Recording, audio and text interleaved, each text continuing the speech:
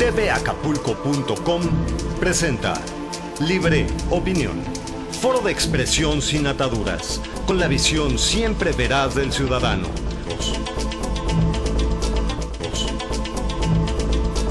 ¿Cómo le va? Muy buenas tardes, soy José de la Cruz Mayagoiti y le doy a usted la más cordial bienvenida a Libre Opinión.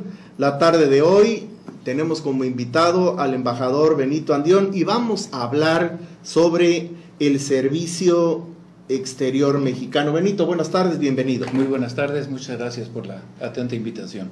Gracias a ti por haberla aceptado. Voy a leer algo del currículum del embajador. El embajador en retiro ahora, Benito Andión, nació en la Ciudad de México el 21 de marzo de 1952. Es licenciado en Derecho por la Universidad La Salle de la Universidad de México, de la Ciudad de México, y posee una maestría en Administración Militar para Seguridad y Defensa Nacional, cursada en el Colegio de Defensa Nacional de la Universidad del Ejército y la Fuerza Aérea Mexicanos. Además del idioma español, habla inglés, italiano, portugués y francés. Diplomático de carrera, ingresó al Servicio Exterior Mexicano en 1976 y ascendió al rango de embajador de México en 1992. Tras de 41 años de servicio público, el embajador Andión concluyó su carrera diplomática en marzo del 2017 al acceder al retiro por ley del Servicio Exterior Mexicano. En la sede de la Secretaría de Relaciones Exteriores estuvo adscrito a las direcciones generales del servicio diplomático como jefe de departamento, para Europa Occidental como subdirector general y para América Latina y el Caribe como director para América del Sur. Fue, asimismo, asesor para asuntos centroamericanos de la Secretaría de Relaciones Exteriores, Rosario Green. Posteriormente, el embajador Benito Andión fue coordinador de cooperación internacional sobre seguridad en la Subsecretaría para América del Norte de la Cancillería Mexicana y director por México de la Iniciativa Mérida y de su oficina bilateral de seguimiento de 2009 a 2011. Durante su servicio en el exterior, Benito Andión estuvo adscrito como funcionario diplomático con diversas categorías y funciones en las embajadas de México, en Japón, India, Kenia, El Salvador y Suecia. Como jefe de misión fue cónsul general en Miami, Estados Unidos, y en Milán, Italia, y embajador de México en El Salvador, Honduras, Jamaica, Portugal e Israel. En el ámbito de la diplomacia multilateral, el embajador Andión fue representante permanente alterno ante el Programa de las Naciones Unidas para el Medio Ambiente y el Programa de las Naciones Unidas para los Asentamientos Humanos. En sus sedes en Nairobi, Kenia, representante permanente ante la Autoridad Mundial de los Fondos Marinos en Kingston, Jamaica, y fue miembro de delegaciones mexicanas en numerosas conferencias y reuniones internacionales. Asimismo, de 1992 al 94 fungió como coordinador del apoyo de México al proceso de paz en El Salvador ante la misión de observadores de las Naciones Unidas para El Salvador. Durante 2017, el embajador Benito Andión se desempeñó como representante especial del secretario general de las Naciones Unidas para El Salvador con nivel de subsecretario general de la ONU. En el campo académico, el embajador Andión ha sido profesor titular de Derecho Internacional Público en la Universidad Anáhuac y conferencista en múltiples instituciones de educación superior mexicanas y extranjeras. A partir del 1 de octubre de 2017 es titular de la Cátedra Extraordinaria Fernando Solana Morales en la Facultad de Estudios Superiores Aragón de la UNAM. El embajador Benito Andión ha sido condecorado por los gobiernos de España, Francia, Suecia, El Salvador, Honduras y Portugal, así como por la Secretaría de la Defensa Nacional con la Orden al Mérito Facultativo. Este es nuestro invitado de la tarde de hoy. Bienvenido, Benito. Muchísimas gracias. Quisiéramos que nos dieras una visión general de una primera lectura de lo que hace un embajador, en qué consiste el trabajo de una embajada, qué es el servicio exterior mexicano. Con todo gusto. Pues quizá lo lógico sería iniciar por qué es el servicio exterior mexicano, Por supuesto. ¿no? ¿Qué hace un miembro del servicio exterior?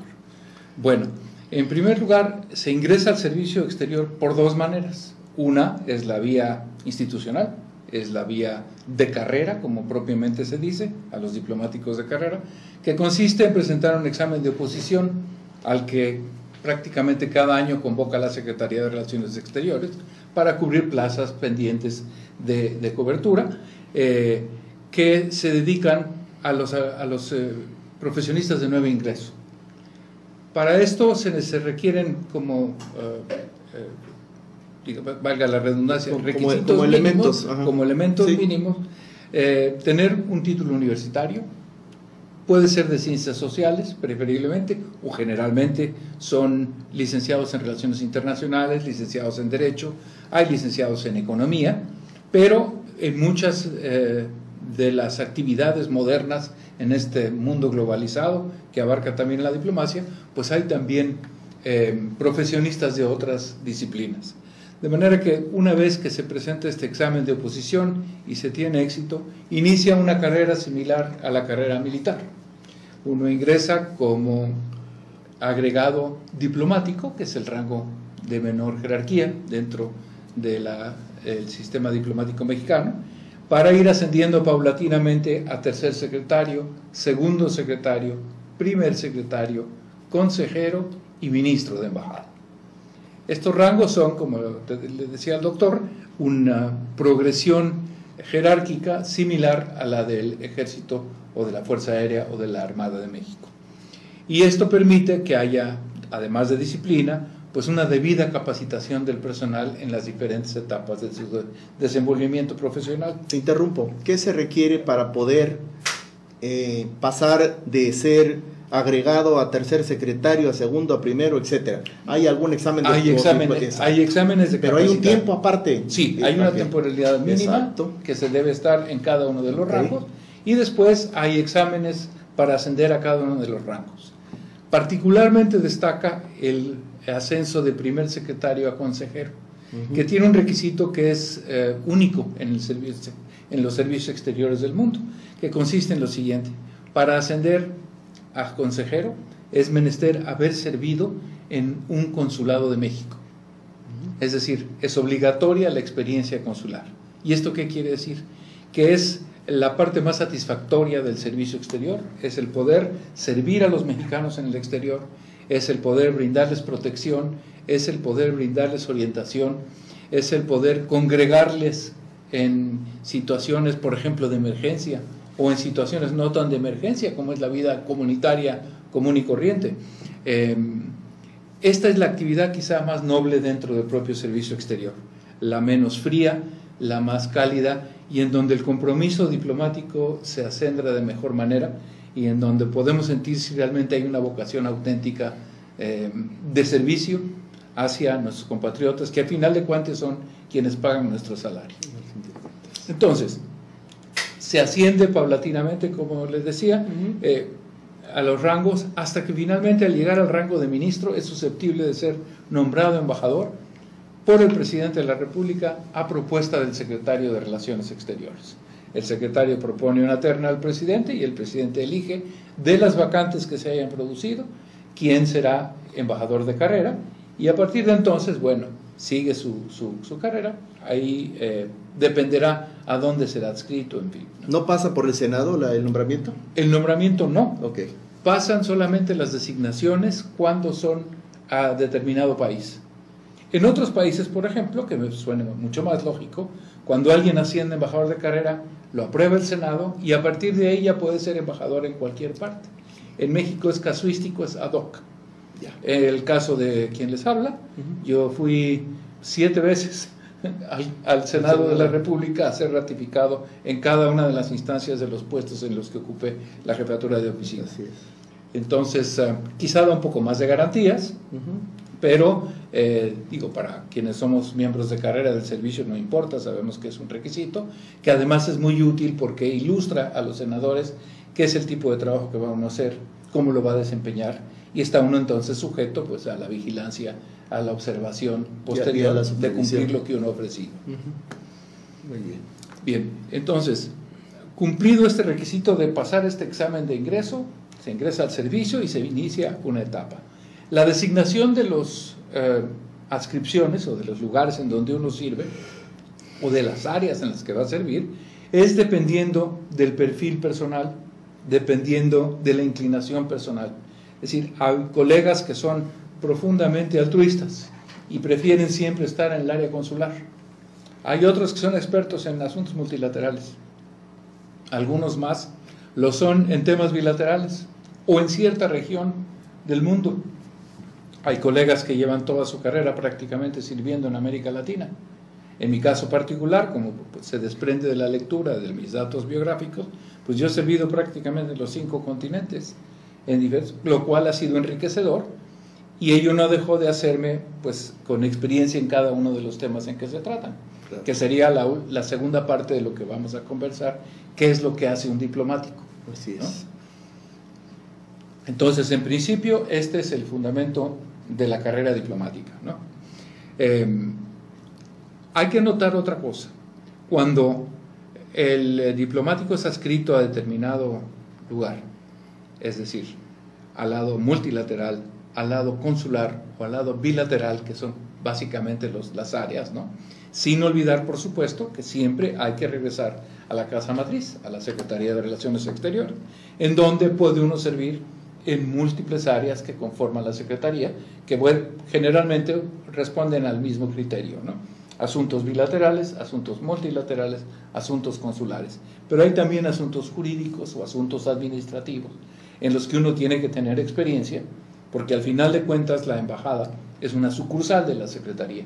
Claro. Y por tanto, pues el embajador tiene la responsabilidad administrativa, política, de personal, de promoción turística, de promoción comercial, tema que ya hablaremos más adelante, sí, también. Supuesto. Pero esas son generalmente las áreas en las que se tiene que desenvolver, ¿no?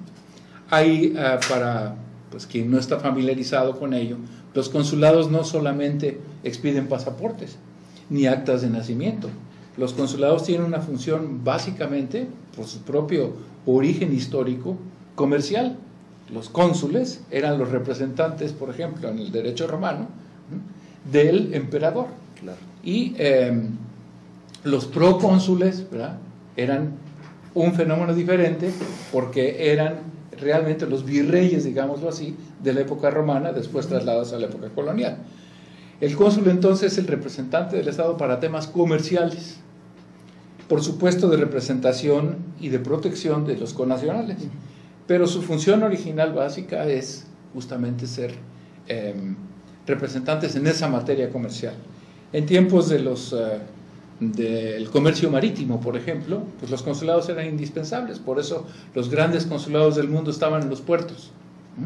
Así sucedía aquí en propio Acapulco, ¿no? Sí. Había muchos consulados de países porque la actividad marítima demandaba el visado de las facturas, demandaba los pasabantes de los barcos, demandaba la documentación de los marinos, en fin, una serie de actividades que hoy se hacen menos porque están automatizadas, pero que también daban ese carácter comercial al consulado.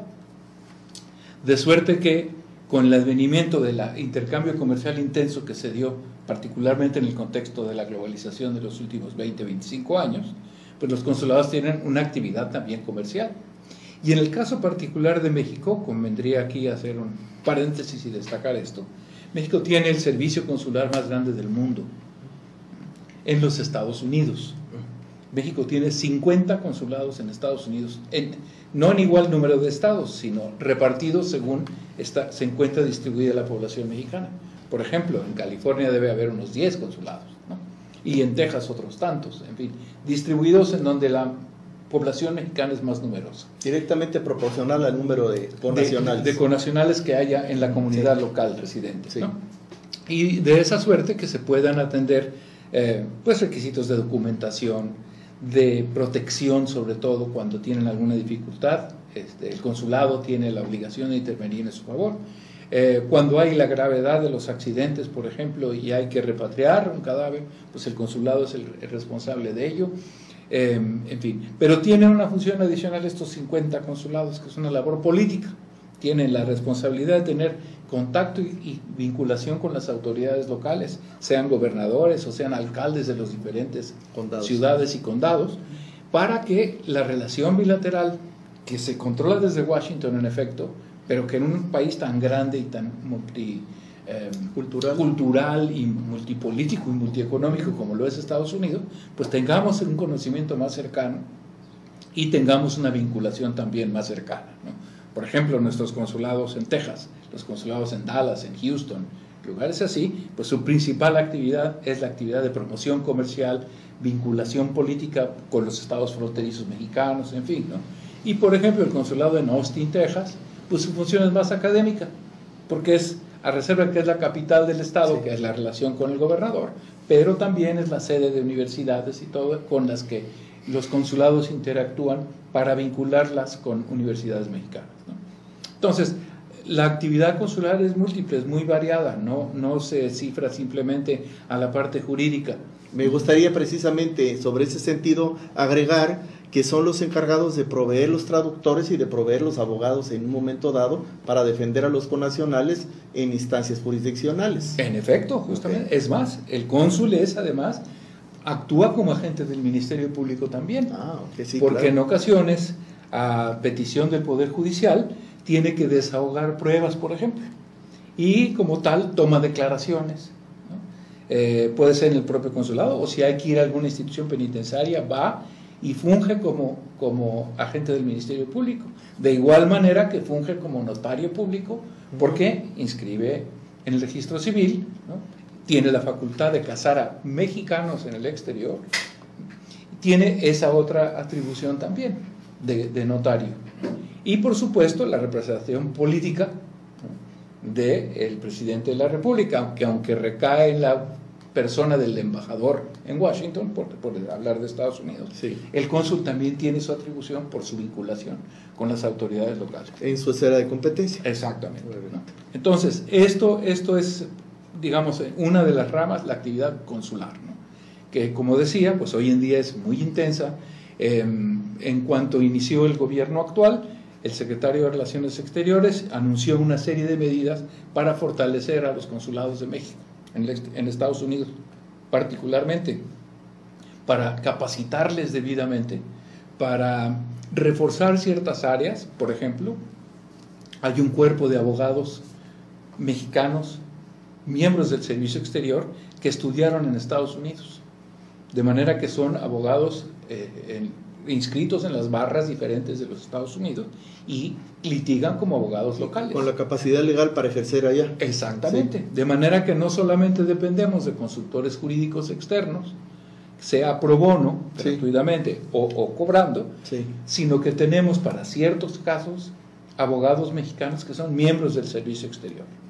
Eso es una innovación también, porque otros países no tienen esta figura. Por supuesto. Y por supuesto que para el Servicio Exterior mexicano es enriquecedor, porque pues tenemos un equipo, digámoslo así, de juristas capacitado que puede atender este tipo de casos. Más allá de los juristas que están en la Cancillería, que llevan los asuntos internacionales jurídicos, tanto del derecho público cuanto del derecho internacional privado.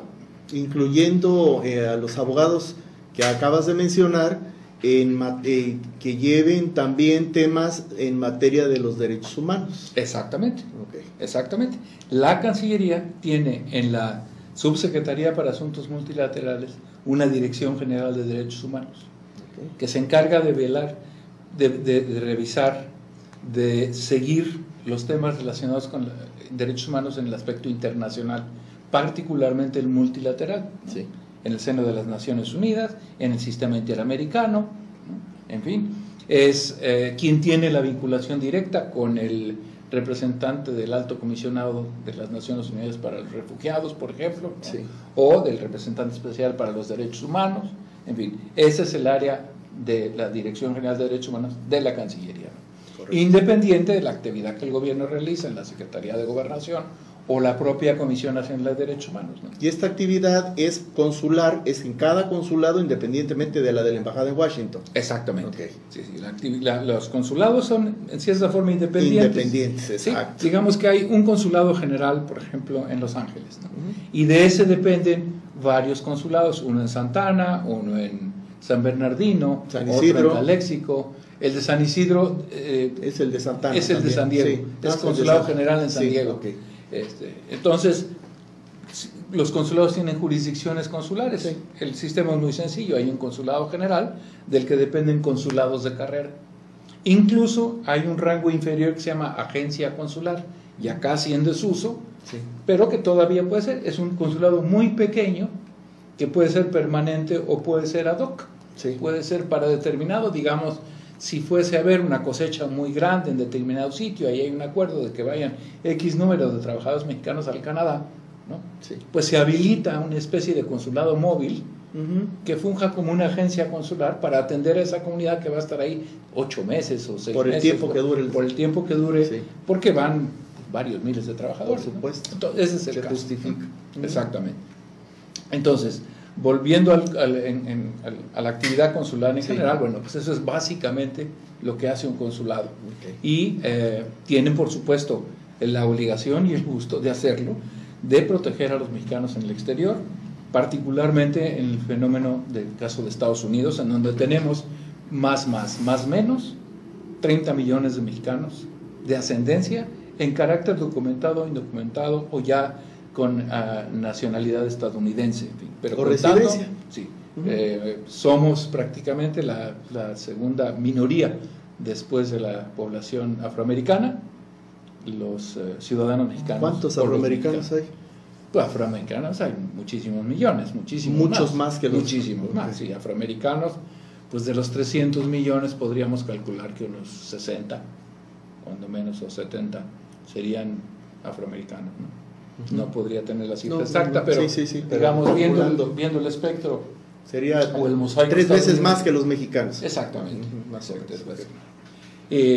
con la desventaja de los mexicanos, que buena parte de esos 30 millones, o quizá 8 millones, pues son indocumentados, ¿no? O en proceso de documentación, digamos así. Pero bueno, al final de cuentas, otro de los objetivos de que el sistema consular funcione y atienda a los mexicanos es para también retribuirles en parte y agradecerles, ¿no?, el esfuerzo tan grande que hacen por México al enviar las remesas del extranjero.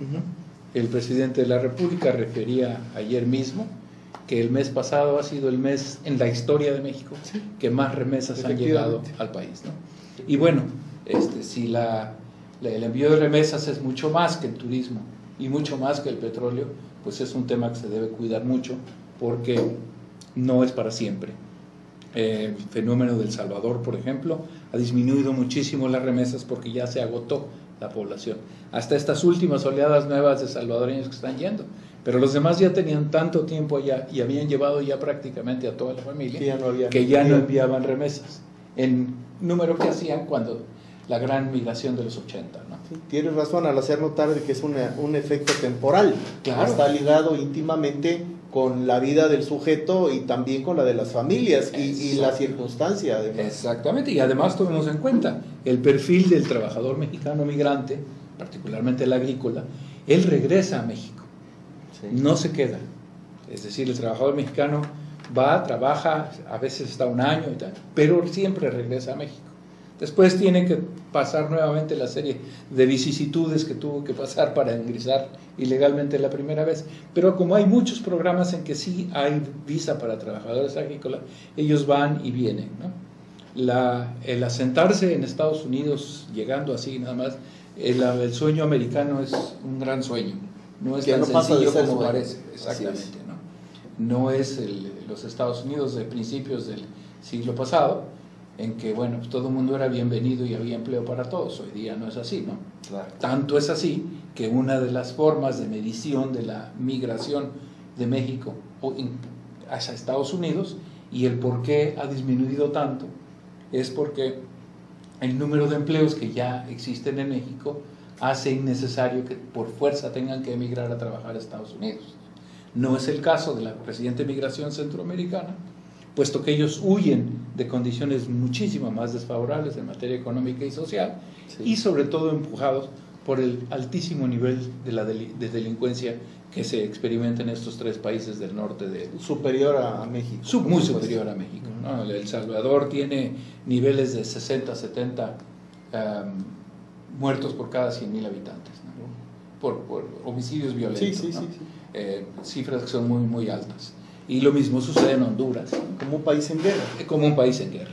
Es decir, si la guerra causó cerca de 80,000 muertos durante 10 años, en la década del 80, podríamos calcular que esto, de no haberse producido esta migración en masa y no haber controles, los niveles de muertes violentas pueden ser espantosos, ¿no?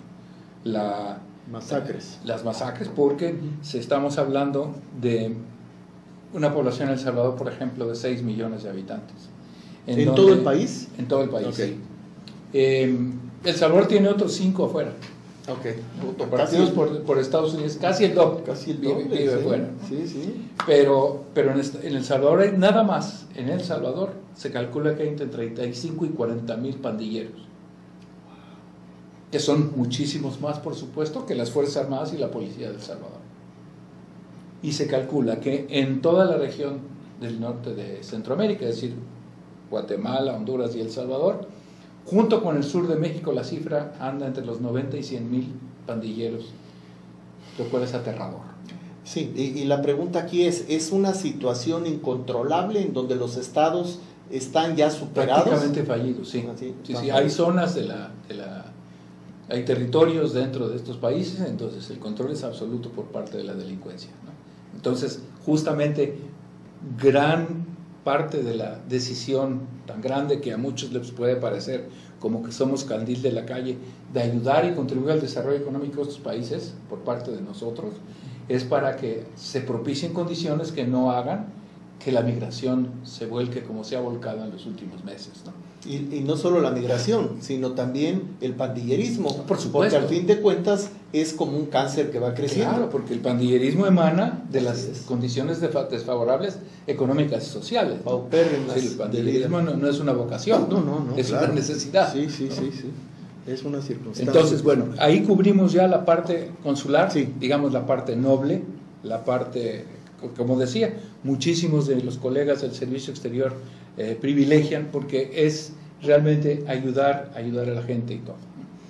Después tenemos la parte multilateral, okay, que es quizá en donde el mayor brillo de la diplomacia mexicana podemos encontrar. Tenemos un premio Nobel. Mario Molina Pasquel. No, García Robles. García Robles. Sí, García Robles, premio Nobel de la Paz. De la Paz. De la Paz, por su contribución al desarme universal. Él fue siempre un adalid, ¿no?, en temas multilaterales en materia de desarme. Se debe a él el Tratado de Tlatelolco, por ejemplo, la desnuclearización en América Latina, en fin. Pero México siempre ha sido protagonista, desde la Conferencia de San Francisco en materia de Naciones Unidas, ¿no?, la fundación de Naciones Unidas, pero inclusive en la Liga de las Naciones, cuando en 1936... Que fue la precursora de las Naciones Unidas. Que fue la antecesora de las Naciones, sí. Cuando Italia invade Etiopía en 1936, México, por el grito en el cielo, se pone del lado de Etiopía porque rechaza la invasión, porque es una violación a la Carta de la Liga de las Naciones. Y después, por supuesto, se acaban de celebrar una fecha memorable, el estallido de la Revolución Civil, la Guerra Civil Española, también cuando México abona y aboga por la constitucionalidad española, y no es tanto que fuese defender a la República, sino era defender la institucionalidad, el Estado de Derecho y la Constitución española que entonces estaba vigente, ¿no? Entonces México siempre ha estado de ese lado, y por eso es que pocos países como México tenemos en nuestra Constitución los principios rectores de nuestra política exterior. El artículo 89 los contiene, son 7 los principios rectores, y con base en ellos, pues México se conduce internacionalmente. Y son los que ahora este gobierno ha reivindicado como fundamento de su actuar internacional.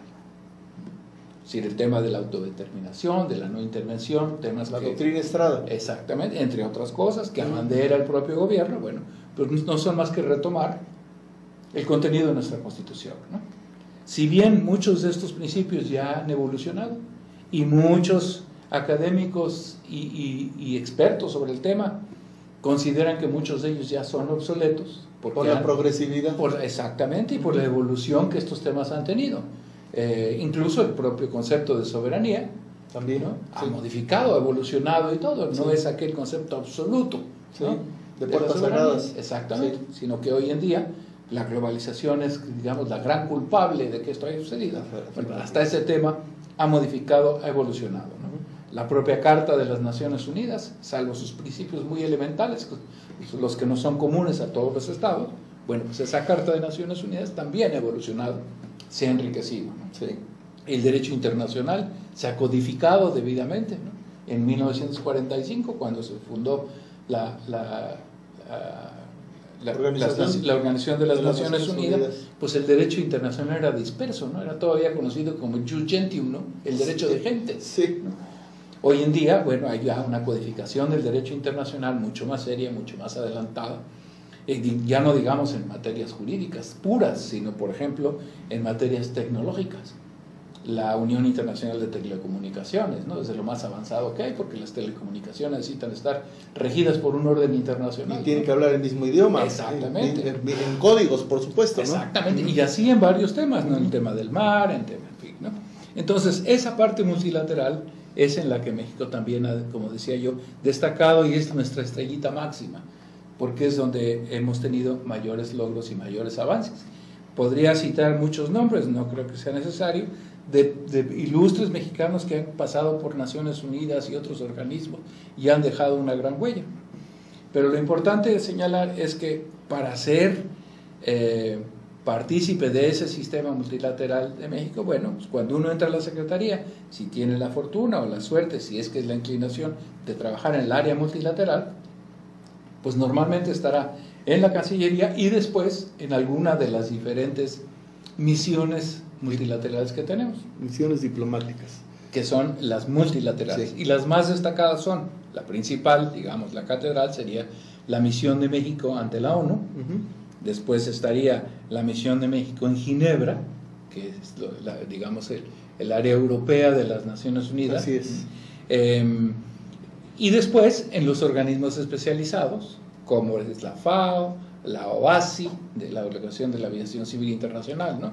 La Organización Marítima Internacional, en fin, todas las otras, la UNESCO, de parte de los organismos internacionales en los que tenemos representación. Y sin olvidar, por supuesto, los continentales regionales como la OEA, sí, y otros subregionales de los que somos parte también México, ¿no? Entonces todo ese es el campo de acción y laboral que podría tener un multilateralista, como les conocemos. Ese sería... Pero en derecho internacional, ¿la OTAN está reconocida? Sí, por supuesto. La OTAN es un organismo internacional de defensa, sí, regional. Como el Pacto de Varsovia. Exactamente, como en su día lo fue. Sí, pues claro. Se desbarató después del 89, pero... Pero la OTAN sí es... La OTAN tiene personalidad jurídica internacional. Esa era la por pregunta. supuesto. Okay, sí, por claro, supuesto. Claro, lo tiene. Es como Interpol, por ejemplo, ¿no? Sí, la Interpol policía. es una especie de policía internacional. Sí. Más bien es un centro internacional de cooperación interpolicial, sí, ¿no? Sí. Es eso, porque no hay, digamos, policías de la Interpol, ¿no? No. Es decir, hay policías miembros de la Interpol. Miembros de la Interpol y en cada país, por ejemplo, aquí en la hoy Fiscalía General de la República, hay una división de la Interpol México, claro, ¿no? Sí. Que es la que lleva y da seguimiento a los temas relativos al crimen, aquí sí internacional. Y al seguimiento internacional de los delincuentes. Exactamente, sean mexicanos en el exterior o del exterior en México, ¿no? Así es. Entonces, esa es la actividad multilateral, sobre todo con el auge del multilateralismo en los últimos 30 o 40 años, ¿no? Pues es muy diversa y muy versátil, ¿no? Creo que la exposición que nos has dado ha sido muy enriquecedora porque nos ha permitido observar aspectos que desconocíamos, por lo menos el público en general, de toda la actividad que es verdaderamente copiosa, es abundante, es enérgica en algunos casos, de toda esta actividad del servicio exterior mexicano. ¿Hay tiempo para la vagancia en estos trabajos? No, porque incluso pues para nosotros es un trabajo de 24 horas, ¿no? Particularmente cuando estamos en el exterior, porque uno nunca deja ni de noche de ser el representante de México. Y te pregunto lo de la vagancia porque ahora el nuevo gobierno, que tú has señalado un par de veces, pues ha determinado la desaparición de algunos organismos de turismo, de promoción internacional, para adjudicárselos a las embajadas, y es con el conque que nos han hecho creer pues que las embajadas se pueden dedicar a eso también, y con eso tener un ahorro institucional, como si la embajada pues estuviese de vacaciones. Por eso te decía yo que si hay tiempo de vagancia, para que ahora le den un trabajo que de por sí es bastante importante para México, porque implica una de las después de las divisas, de las remesas. Después de las remesas es el segundo ingreso más importante que tiene el país. Así es. Aún más que el mismo petróleo. Así es. Bueno, en realidad, dentro de la propia ley del Servicio Exterior Mexicano están contempladas esas actividades. Ya se hacían desde antes, entonces. Ya se deberían de hacer desde antes, ¿no? Uh-huh. La promoción económica, la promoción de inversiones, la promoción turística. Cuando dices deberían, ¿quiere decir que no se hacían? Se hacían en parte porque había organismos adicionales que lo hacían. Por ejemplo, que son los que están tratando de son los que ya desaparecieron. Ya, ok. No, ya desaparecieron. Ya desaparecieron. Okay. Es decir, por ejemplo, vamos a hablar de que compete aquí a nuestro querido Acapulco, sí, el caso del turismo, ¿no? Sí. Bueno, el turismo originalmente, digamos, principios del siglo pasado, ¿no? Digamos, después de los años 30, 40, cuando el turismo empezaba en sus balbuceos, ¿no? La obligación era de las embajadas, particularmente, como habíamos dicho hace un rato, de los cónsules. Uh-huh. ¿Y por qué los cónsules? Porque promovíamos el turismo en Estados Unidos, ¿no? Claro. Entonces, bueno, existía el Consejo Nacional de Turismo que ¿sí? estableció el expresidente Miguel Alemán Valdés. Sí. Antes de que existiera la Secretaría de Turismo, sí, existía el Consejo Nacional de Turismo. Además era financiado por él. Exactamente. Uh-huh. Y había un departamento de turismo pequeñito que en realidad pues no tenía recursos, porque además, concedamos, el turismo no tenía la importancia que tiene el día de hoy, ¿no? Sí, la significación. Sin embargo, exactamente. Entonces, el Consejo Nacional de Turismo fue el primero que abrió oficinas en el exterior. Recuerdo que había una en Madrid, otra en Roma, y había en Estados Unidos varios. Incluso varios estados de la República, cuando me tocó ser cónsul general en Miami, recuerdo muy bien el gobierno del estado de Veracruz y el gobierno del estado de Yucatán tenían un representante para turismo en Miami, en la Florida, que promovían el turismo hacia Veracruz y hacia Yucatán, ¿no? Entonces, así sucedía con varios estados, cada uno en su lugar de influencia.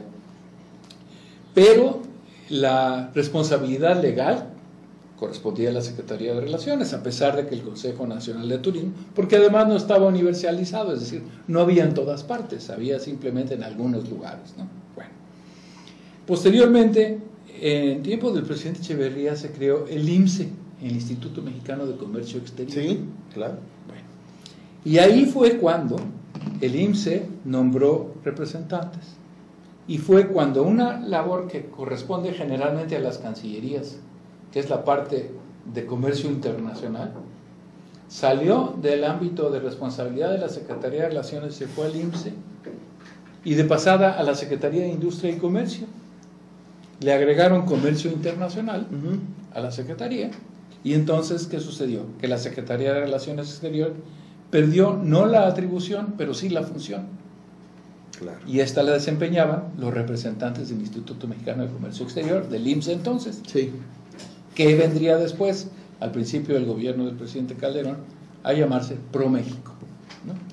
Émulo de ProChile, ProPerú, instituciones que han sido muy exitosas en estos países y que van a seguir siéndolo, y que por eso me parece un despropósito que hayan desaparecido, porque el acervo de experiencia de los representantes de ProMéxico es insustituible. Si a mí me hubieran dicho que los representantes de ProMéxico iban a pasar a ser parte ahora del Servicio Exterior Mexicano, bueno, pues hubiese quedado esa tranquilidad.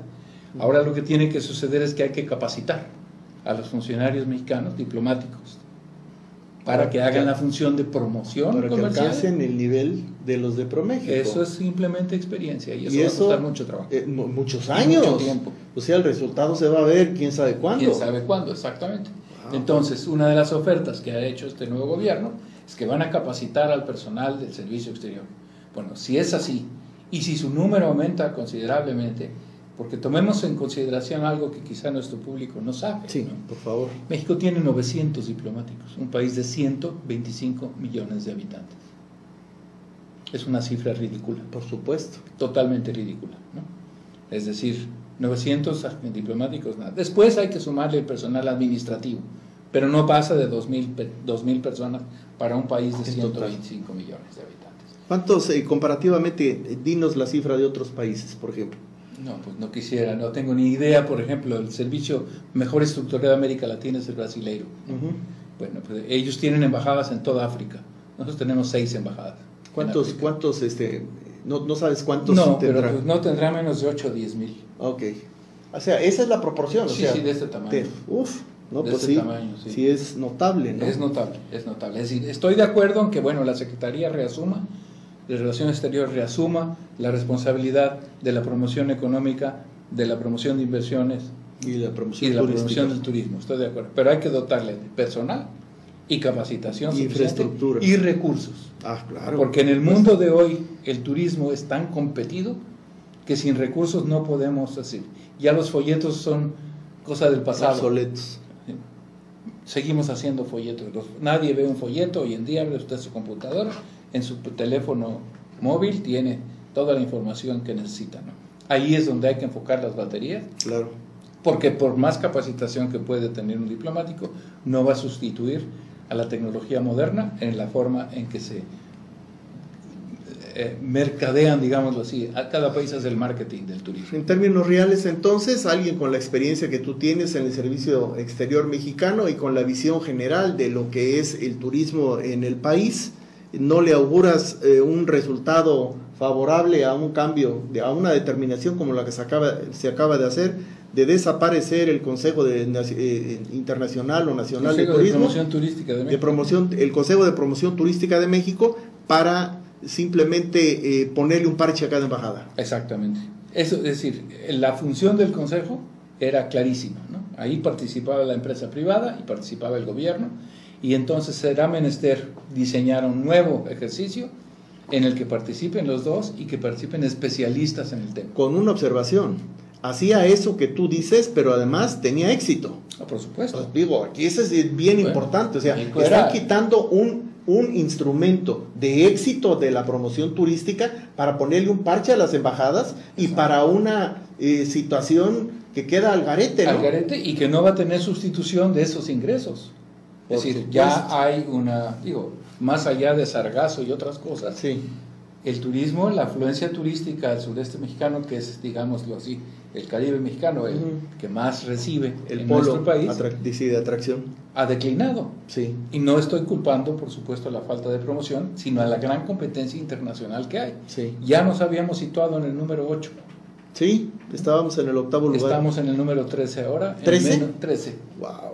En menos de no sé cuánto tiempo. Entonces, 6 meses. Lo podemos recuperar, por supuesto, año. porque lo que México tiene que ofrecer, bien vendido, compite y gana a muchos otros países. Claro. ¿no? Pero es menester darle la prioridad que merece, tanto a la promoción de inversiones, cuanto a la promoción del turismo, ¿no? Porque el comercio, al final de cuentas, funciona entre comerciantes. Sí. Los agentes comerciales son los que se dedican, y eso, en realidad, un embajador no vende cosas, ¿no? Sí. Venden los agentes, ¿no? Los propios empresarios que están tan comunicados y son tan cercanos hoy en día, ¿no? Pero el turismo hay que competir por él y las inversiones hay que competir por ellas. ¿Y en qué lugar pondrías a la certeza jurídica? No, pues eso es indispensable. Sin certeza jurídica no hay inversiones, no, por supuesto. No hay absolutamente nada, ni ¿verdad? turismo. Ni turismo. Porque la inseguridad es falta de certeza jurídica. Por supuesto, ¿no? claro. Entonces, claro. Sin eso no hay ni turismo ni hay inversiones, ¿no?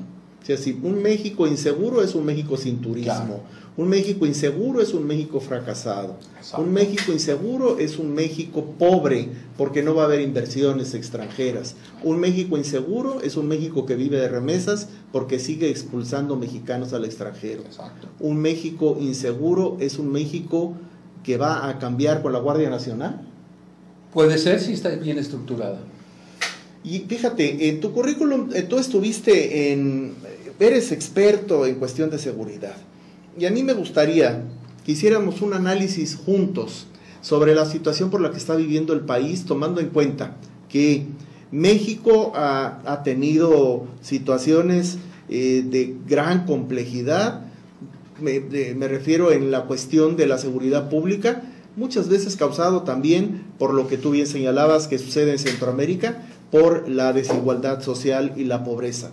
Pero en algunas épocas había paz en México. Yo recuerdo en los 70s, cuando el presidente Echeverría era el presidente, podías salir de la discoteca a las 2 de la mañana y caminar a tu casa y no tenías el riesgo como al pobre abogado de 28 años que mataron en Las Lomas, en la Ciudad de México, hace un par de días.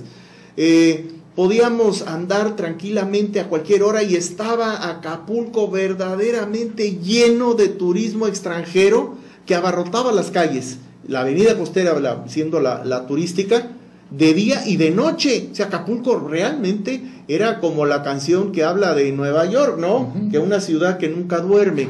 Y realmente llegamos a ser una ciudad que nunca duerme, pero teníamos un grado de seguridad suficiente. ¿Qué teníamos en ese entonces? Yo recuerdo en Acapulco teníamos unas pequeñas patrullas que eran unos safaris, y teníamos a unos policías que no eran mejor que los de ahora, por supuesto, con la misma idiosincrasia, mal armados, traían unos rifles Mauser ahí, que era un triunfo disparar eso, pero aparte de todo eso, teníamos en la comandancia, tuvimos a una persona que fue el jefe de la policía preventiva, el jefe de la policía estatal, el jefe de la policía judicial, que era el después general, en ese entonces mayor Mario Arturo Acosta Chaparro. Y con Mario Arturo las cosas caminaron en paz y en tranquilidad, y no era una época de paz social en donde llegó alguien a dirigir la policía pero no había ningún problema, porque precisamente Mario Arturo llega ahí porque rescata al gobernador Figueroa del secuestro que le hicieron y lo rescata de la Sierra de Atoyac. Entonces, realmente había un problema, pero no había un problema tan grave como lo hay ahora. No estaban las pandillas disparadas, no estaba el crimen organizado sin control como está ahora, y lo que es el cobro de piso, lo que son las llamadas telefónicas, la extorsión, los secuestros y todo lo demás, no estaban a la orden del día, ni lo veíamos ya como parte de un escenario de normalidad como lo vemos ahora. Vino después otro presidente, y vino otro más, y llegó Calderón y le declaró la guerra al narco, y luego vino la policía federal, y luego vino la policía, la que hizo Peña Nieto, que fue la gendarmería, que vino a ser una rama de la policía federal, que nunca entendí realmente en qué se diferenciaban, aparte del nombre de las patrullas, eran exactamente lo mismo, pero lo más grave es que no tuvimos resultados. Tuvimos más policía más calificada, por lo menos en términos de publicidad, pero no tuvimos resultados. Ahora estamos en otro intento más de crear un cuerpo policíaco que yo no le veo ninguna diferencia al de la policía federal, ni al de la gendarmería, que sin estrategia, y esa es la clave, sin estrategia no puede haber un resultado. No importa cómo los vistamos, cuántos sean, de qué color pintemos las patrullas, porque hoy veíamos que había patrullas blancas, pero eran las mismas que eran azules antes, ¿verdad? Porque todavía el color azul lo traían por dentro. Nada más las pintaron de blanco y le pusieron Guardia Nacional, y eso no es realmente lo que necesita México. Necesita una estrategia.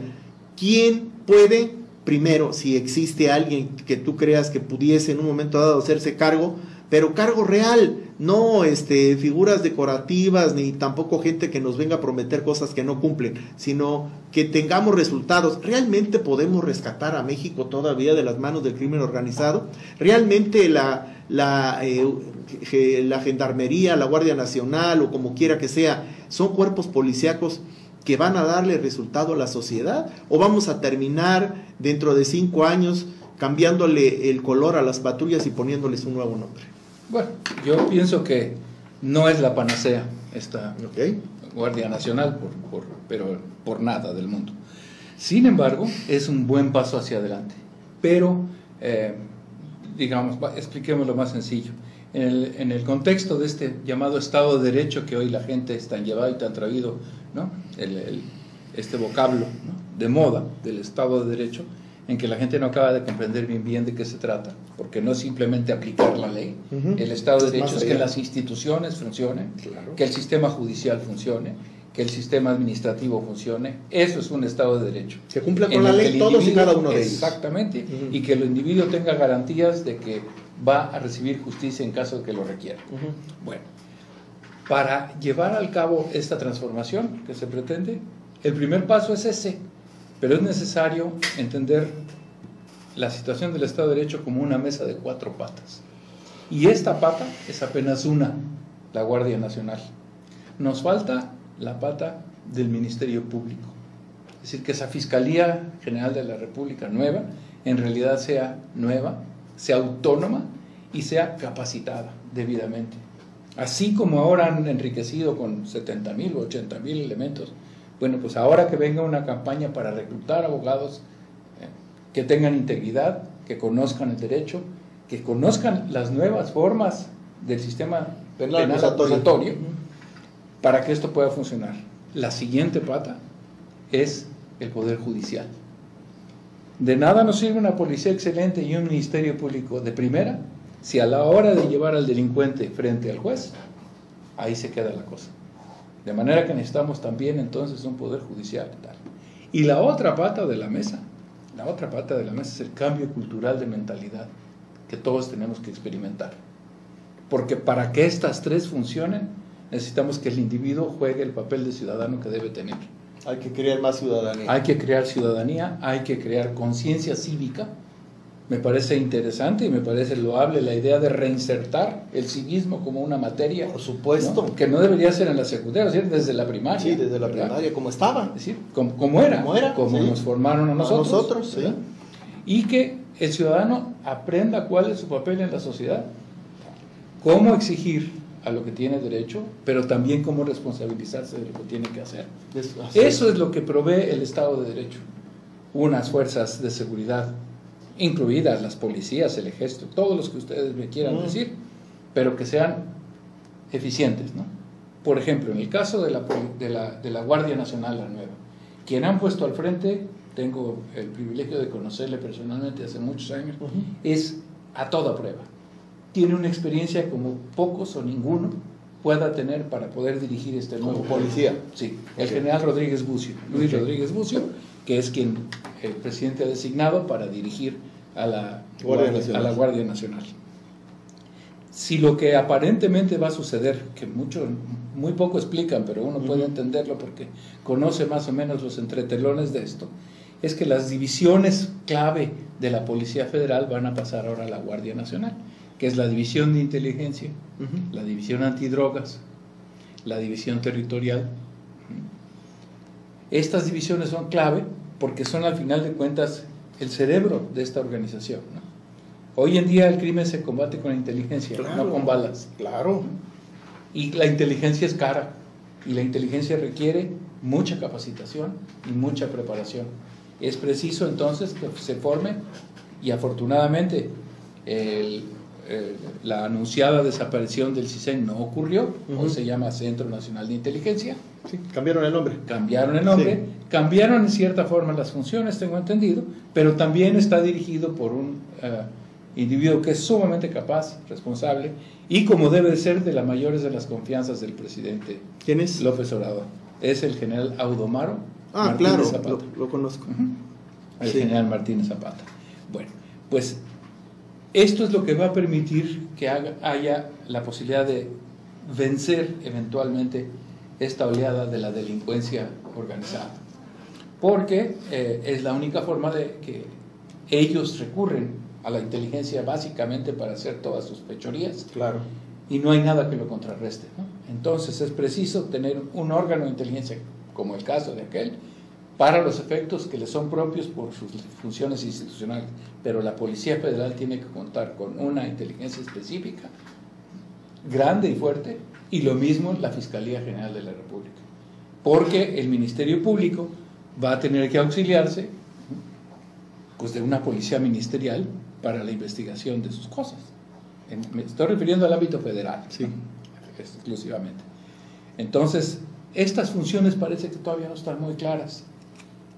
Entiendo la urgencia de la construcción de este nuevo cuerpo de seguridad. Era urgentísimo hacerlo.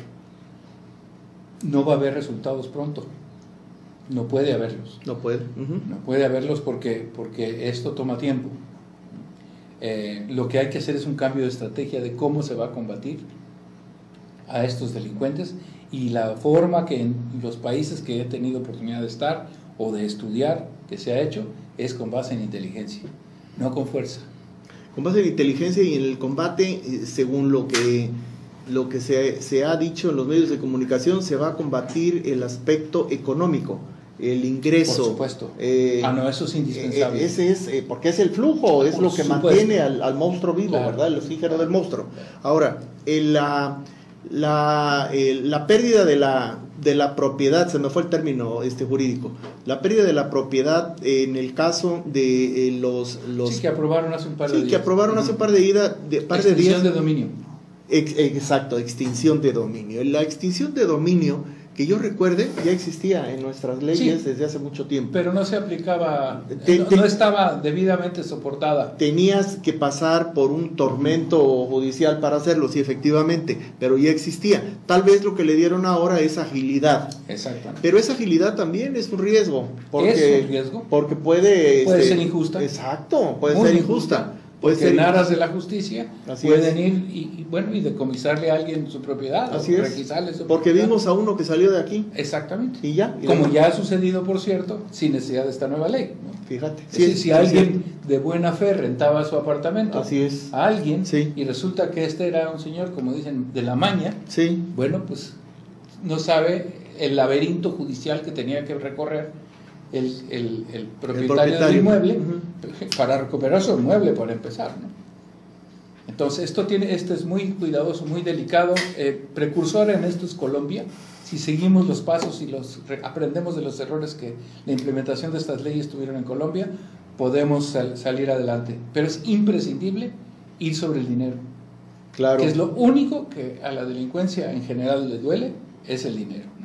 Y así tenemos ejemplos históricos en Estados Unidos. Durante, digamos, a partir de los años 20 y hasta los 50 más o menos, que pudieron finalmente abatir un fenómeno que era similar al nuestro hoy en día. Sí. Eso lo hicieron con base en ir sobre el dinero. Al Capone cayó por los impuestos, Sí. ¿verdad? Sí. Entonces, esta es la primera.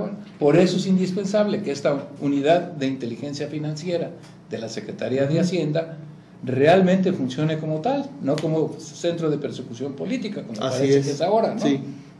Eso debe ser un órgano técnico, 100% técnico, está debidamente equipado, la iniciativa Mérida le equipó debidamente, de manera que una vez que le puedan dotar de las herramientas jurídicas, porque lo que no tiene es, como decimos los abogados, no tiene dientes.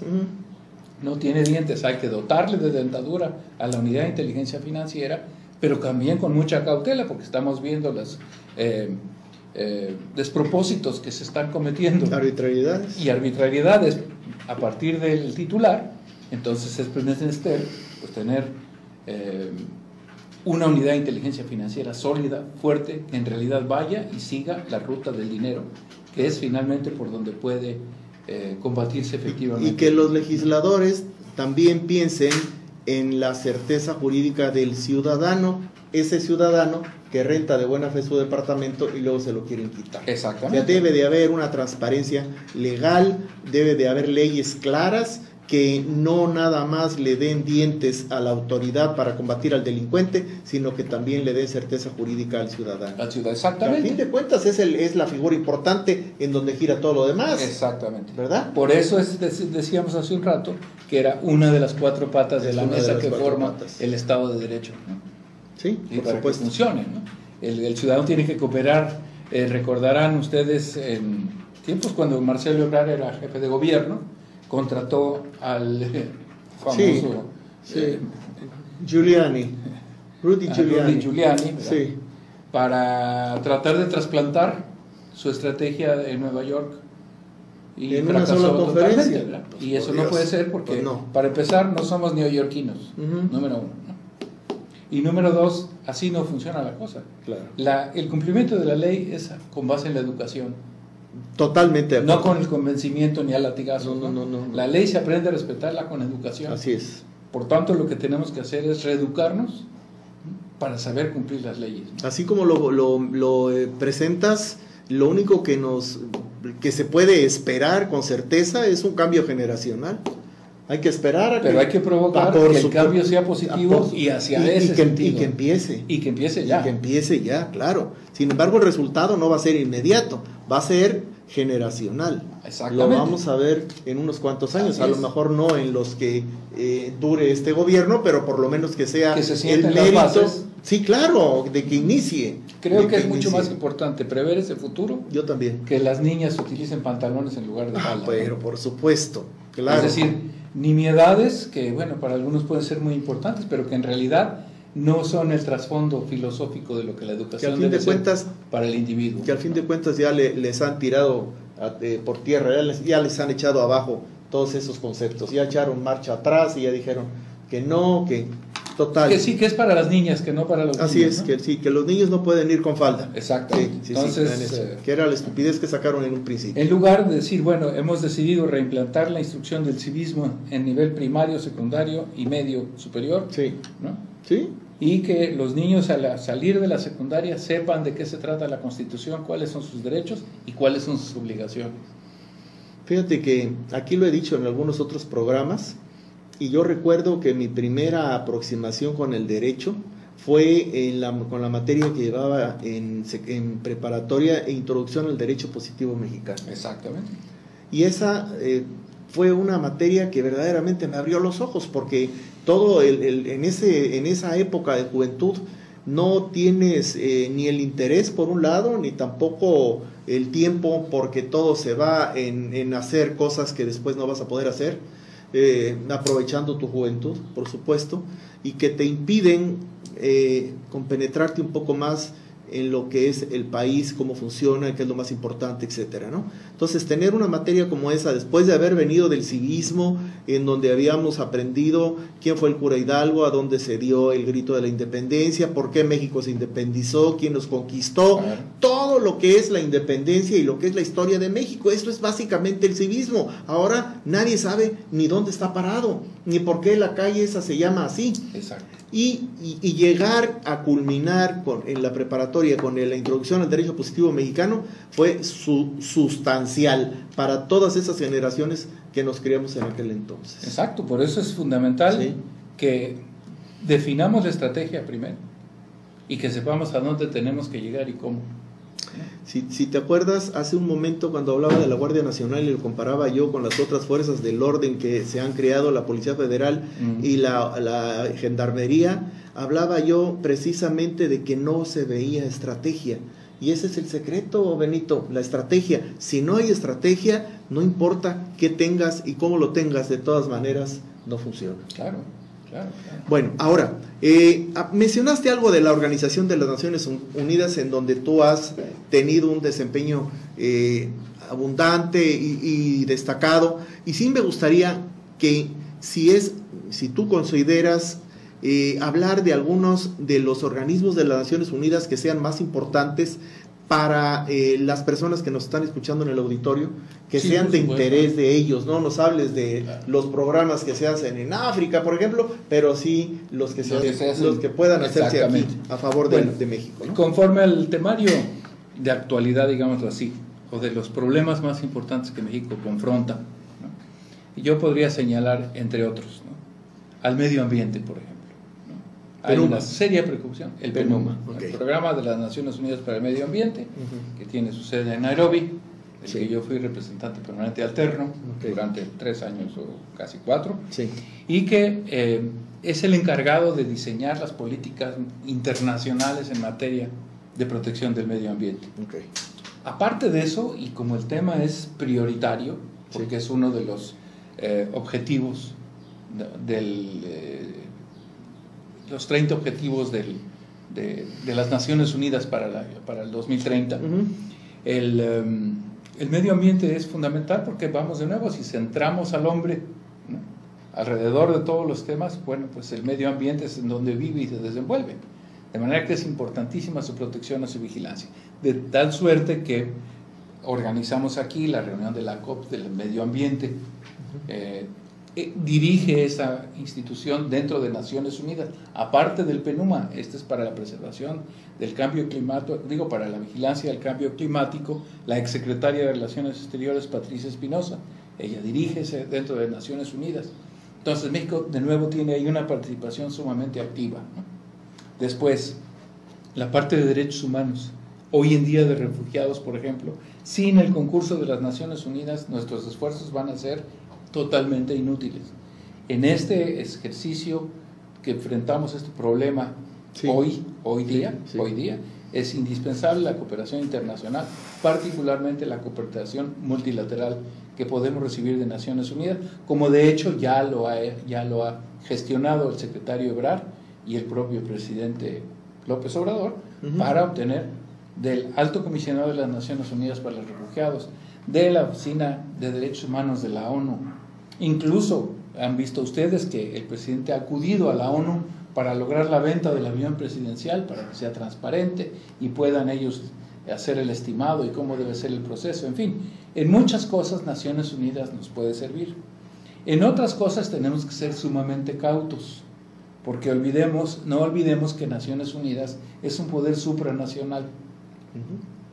Y muchos de los temas que estamos queriendo someter a su jurisdicción deben ser de jurisdicción exclusiva del Estado mexicano, tal como nos demuestran otras naciones que no someten todo a la jurisdicción de las Naciones Unidas, y citemos el caso particular de Estados Unidos, que no es miembro de la Corte Internacional de Justicia ni de la Corte Penal Internacional, y se salió del Consejo de Derechos Humanos y se salió de la UNESCO, en fin, ¿no? Porque cada quien tiene el derecho de preservar conforme sus intereses, ¿no?, su independencia como actor internacional. De manera que si bien Naciones Unidas puede ser de gran ayuda, sobre todo en la parte técnica, para México, medio ambiente, derechos humanos, desarrollo sostenible, alimentación en la FAO, por ejemplo, es clave. Manejo de los refugiados que mencionaste. El Alto Comisionado de las Naciones Unidas para los Refugiados, la Organización Internacional de Migraciones, por ejemplo, ¿no?, es de gran ayuda. Y esas ya están participando. Esas ya están participando. Incluso había solicitado el gobierno de México que el secretario general nombrara un representante especial para atender este tema de El Salvador, Honduras, Nicaragua, Guatemala y México, este fenómeno de desarrollo, porque no sé si nuestra audiencia estará familiarizada, pero la CEPAL, la Comisión Económica para América Latina, y el Caribe, que es un órgano de la OEA, diseñó un programa de desarrollo sostenible para México y el norte de Centroamérica, que presentaron hace un par de meses aquí en la Ciudad de México, y que básicamente refleja esto que está ya produciéndose en los hechos, que es, por ejemplo, inversión exterior suficiente para generar empleo, para generar mejor educación, para generar mejores condiciones de salud en estos 4 países, incluido México, sureste mexicano, de manera que el desarrollo contribuye a evitar la migración forzada que hoy estamos viendo. Entonces, cuando se habla de la aportación económica para los migrantes, ¿esta aportación sale del erario mexicano o es una aportación de un fondo de Naciones Unidas? De fondo de Naciones Unidas. O sea, esta aportación de los $10 millones que 10 o 20, no sé Sí, cuántos sí, fueron. sí, sí. ¿Sí? Y tienen que ser muchos más. Claro. Entonces, eso necesita una inversión de 10,000 millones de Sí, dólares, ¿no? sí, sí, sí. Esto es para empezar a hacer inversiones. Pero es dinero de la ONU. Los 10 millones no, son dinero de México. Ok, Pero la ONU tiene un fondo que Sí. es para los migrantes. Correcto. Y para los refugiados, según sea su condición, ¿no? Sí. Porque no todo, o sea, todos los refugiados son migrantes, Ni todos los pero migrantes no todos son los migrantes son refugiados, ¿no? sí. Hay migrantes de buena fe, hay transmigrantes, Sí, hay, sí, ¿no? sí. Entonces, pero sobre todo ese tipo de migración es el que tutela Naciones Unidas y para eso tiene fondos, ¿no? Ok. Y entonces eso pues, contribuye a Naciones Unidas. México es un religioso, cubre sus cuotas de Naciones Unidas con mucha responsabilidad, de manera que podemos exigir que Naciones Unidas, bueno, contribuya a lo que... Pagamos la membresía, como quien Sí, dice. sí, pagamos nuestra membresía anual, siempre puntuales, y es de las más altas que hay en países de nuestro mismo nivel. Lamentablemente no tenemos presencia en organismos internacionales de funcionarios mexicanos como debería ser, Sí. pero es parte de nuestra idiosincrasia, ¿no? Nuestros diplomáticos prefieren estar en el servicio exterior que ir a organismos internacionales. Esa es una avenida que jóvenes de hoy tendrían que explorar porque es una experiencia muy enriquecedora. Claro. Y es un trabajo muy estable y muy bueno además, ¿no? Sí, ya por lo si creo. los jóvenes tuvieran interés en eso, ¿no? Muy bien, Benito. Pues algo más que quieras agregar. Pues nada, me parece que nos queda solamente, si tengo un No, minuto, tienes, minuto y hay medio, tiempo, tenemos media que hora. sería para efectos de la joya de la corona, digamos, Sí. lo que es esencialmente la diplomacia, que es la otra rama que nos faltó, que es Sí. la diplomacia bilateral, ¿no? Sí, Y adelante. entonces la diplomacia bilateral es la que conocemos generalmente, ¿no? Una embajada en donde está representado el país y que tiene diferentes actividades, ¿no? Bueno, ¿qué actividades desarrolla? Tomemos entonces como ejemplo alguna de mi experiencia, digamos, la Embajada de México en El Salvador. Ok. ¿Qué hace esa embajada en El Salvador? Bueno, esa embajada sí, por ejemplo, no convoca inversión salvadoreña en México, porque más bien es El Salvador quien necesita inversión extranjera en El Salvador. Sí. Pero lo que sí fomenta es el comercio entre los dos países e inversiones mexicanas que nos ayuden, ¿no?, a vincularnos aún más con estos países. Entonces, yo estuve por primera vez en El Salvador en 1985. Prácticamente no había ni una sola empresa mexicana. Hoy en día hay Electra, hay Bimbo, hay Telefonía, hay TV Azteca, hay empresas mexicanas de todo tipo, hay un sinnúmero de salvadoreños que vienen a universidades mexicanas a hacer su carrera. Y se regresa. Y se regresan a El Salvador. En fin, hay un intercambio tal. Entonces, esa es la parte cultural en la que México promueve. Cultural y comercial.